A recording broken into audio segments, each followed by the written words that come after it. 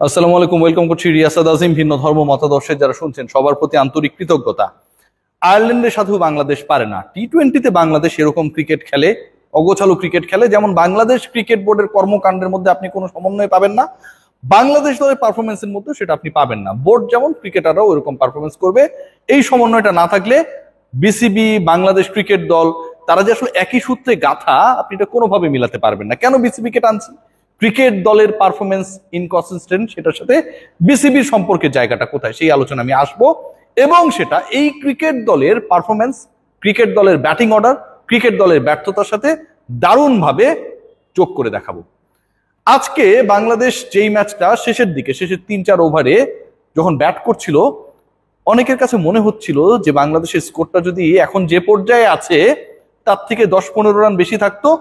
এবং এই সিচুয়েশনে যদি বাংলাদেশের যেই ব্যাটাররা ব্যাট করছে তাদের পরিবর্তে যদি আরো 3-4 জন ব্যাটার, মানে 8টা-7টা উইকেট চলে গেছে, যদি উইকেট সংখ্যাটা 3 বা 4-এ থাকতো, তাহলে হয়তো বাংলাদেশ 181 চেস করে জিততেও পারত।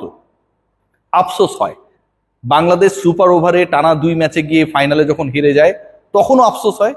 জিসান আলমরা যখন আননেসেসারি শট খেলে আউট হয়ে যায়, আননেসেসারি ক্যাচ ফেলে দেয়, তখন আফসোস হয়। ন্যাশনাল টিমের ক্রিকেটাররা যখন 18 রানের মধ্যে 182 টার্গেটে পৌঁছানোর লক্ষ্যে 4 জন আউট হয়ে যান, প্রথম 4 জনের সবাই সিঙ্গেল ডিজিটে আউট হয়ে যান, বাংলাদেশ দল যখন এই আইরিশদের বিপক্ষে ঘরের মাঠে পরাজয় রেজিস্টার করে, সেই সিরিজে, যেই সিরিজটা বিশ্বকাপ টি-20-র আগের সবশেষ সিরিজ, সেটার প্রথম ম্যাচে, ঠিক তখন আফসোস চাকবে। কিন্তু আফসোসটা তখন থাকে না যখন আপনি এই দলটাকে দেখবেন যে এটাকে গিনিপিগ বানানো হয়।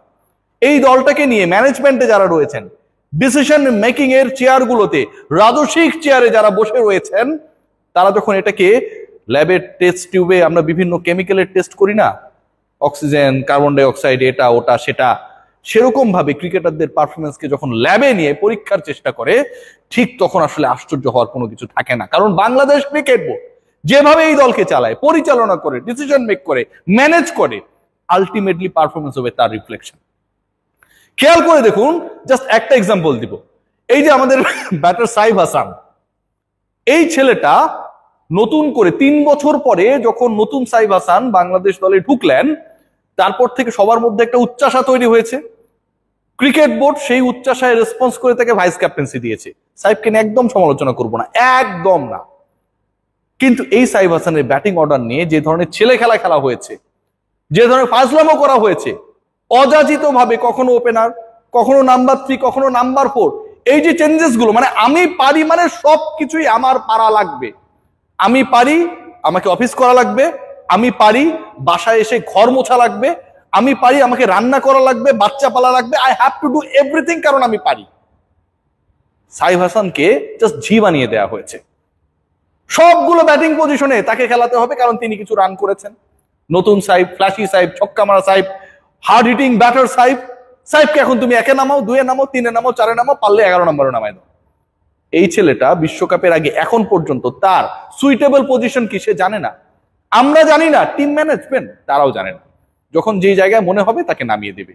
যখন এরকম সিচুয়েশন হয়, আপনার দলের অস্থিরতার 1 নাম্বার পয়েন্ট দেখিয়ে দিলাম, সেই দল পারফরমেন্স করবে না, করবে না ভাই, 100% করবে না।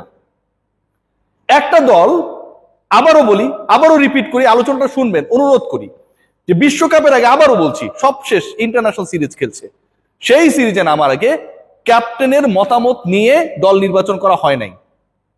ক্যাপ্টেনের মতামত নেওয়া আর পারমিশন নেওয়া এক জিনিস না।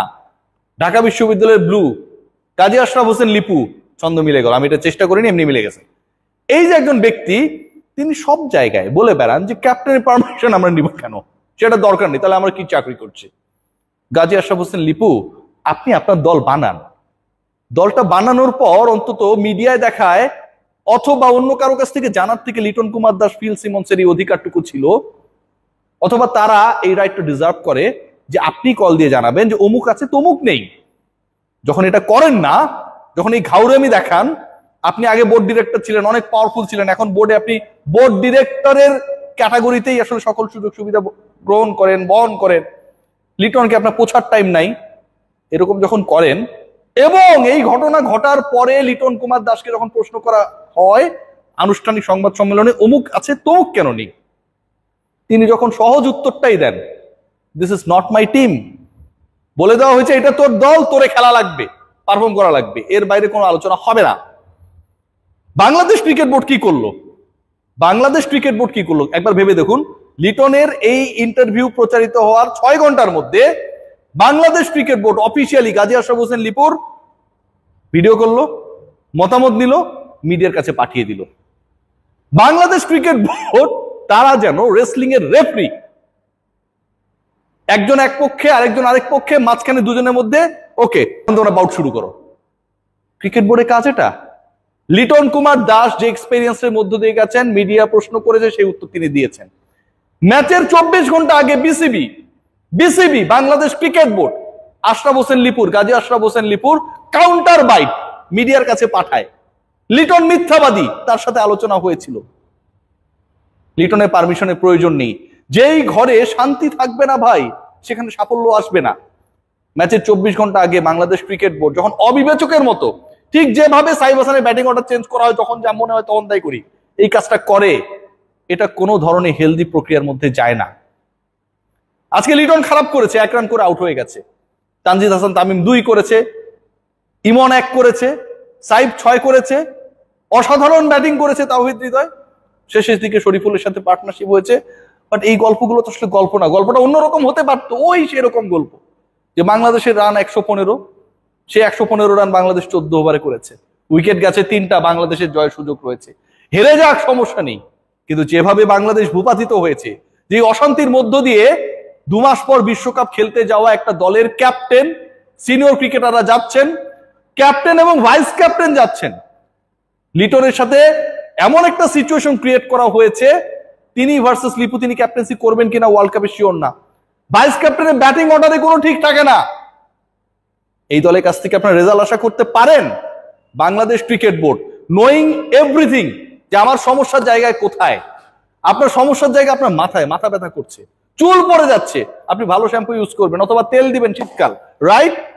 আপনার সমস্যা ব্যাটিং এ। গত 6 মাস 7 মাসে আমিনুল ইসলাম বুলবুল অনেক অনেক দারুণ দারুণ কথার ফোয়ারা ফুটিয়েছেন।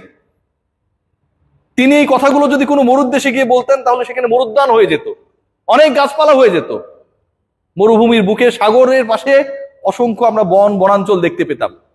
আমিনুল ইসলাম বুলবুল এত সুন্দরভাবে, মোহমুগ্ধভাবে এই কথাগুলো বলেন। এন্ড অফ দ্য ডে একজন বিশ্বমানের ব্যাটিং কোচ তিনি আনতে পারেন নাই। এই তিনি যদি বিসিবির দায়িত্বে না থাকতেন, এসিসি আইসিসি থাকতেন, আমরা মাইক্রোফোন ধরতাম, তার জ্ঞানের কথা শেষ থাকতো না। Nazmul Abedin Fahim cricket operations chairman, তার ডিপার্টমেন্টের এমপ্লয়ি গাজী আশরাফ হোসেন লিপু, তার ডিপার্টমেন্টের আন্ডারে ক্রিকেটাররা বেতনভুক্ত। ক্যাপ্টেন স্টেটমেন্টের পর তার অনুমতি ছাড়া প্রধান নির্বাচকের স্টেটমেন্ট, এবং যে স্টেটমেন্ট ক্যাপ্টেনের বক্তব্যের সাথে সাংঘর্ষিক। রেসলিং ম্যাচের 24 ঘন্টা আগে কিভাবে মিডিয়ায় আসে? How funny! এই ঘটনাগুলোই ঘটছে, এই ঘটনাগুলোই ঘটে। আমার ব্যাটিং কোচ দরকার, আমি করি না। প্রত্যেকটা নারী ক্রিকেটার, জাস্ট একটা ছোট্ট এক্সাম্পল দিই, every day I use to make some reports regarding their suffering, how actually they are facing those guys যারা বিসিবিতে চাকরি করে এই মেয়েদেরকে নানাভাবে প্রলুব্ধ করার চেষ্টা করে, নির্যাতন করার চেষ্টা করে। প্রত্যেকে তাদের স্টেটমেন্ট গুলো সামনে এসে বলার পর বাংলাদেশ ক্রিকেট বোর্ড কোন স্টেটমেন্ট আমলে তো নেয় না, কোনো কার্যকর ব্যবস্থা গ্রহণ করতে পারে নাই। তদন্ত কমিটি হয়, 15 দিন পার হয়ে যায়, কিন্তু আমরা কোনো ফল দেখি না। তদন্ত কমিটি হয়, সেই তদন্ত কমিটিতে যখন একজন ক্রিকেট বোর্ডের কর্মকর্তা নিরপেক্ষভাবে সেটা পরিচালনার জন্য হেল্প করবে, উল্টো বিভাগীয় ম্যানেজারের মাধ্যমে একজন ভুক্তভোগীকে শাসানো হয়। আমরা ক্রিকেট বোর্ডের কোনো বিকার দেখি না। ঠিক তেমনটা দেখি না সাইফের ব্যাটিং অর্ডার নিয়ে, লিটনের এগেনস্টে লিপুর বক্তব্য নিয়ে, কিংবা বাংলাদেশে যে আসলেই কোনো স্পেশালিস্ট ব্যাটিং কোচ দরকার এবং তাকে দ্রুত আনা দরকার বিফোর দ্য ওয়ার্ল্ড কাপ, সেই ব্যাপারে। এভাবে চললে আপনি হয়তো মাঝে মাঝে রেজাল্ট পাবেন, কনসিস্টেন্ট হতে পারবেন না। আর বুলবুল ভাইয়ের মিষ্টি মধুর কথায় আলটিমেটলি চিরা ভিজলেও ক্রিকেটে সাফল্য আসবে না। সবাই ভালো থাকবেন।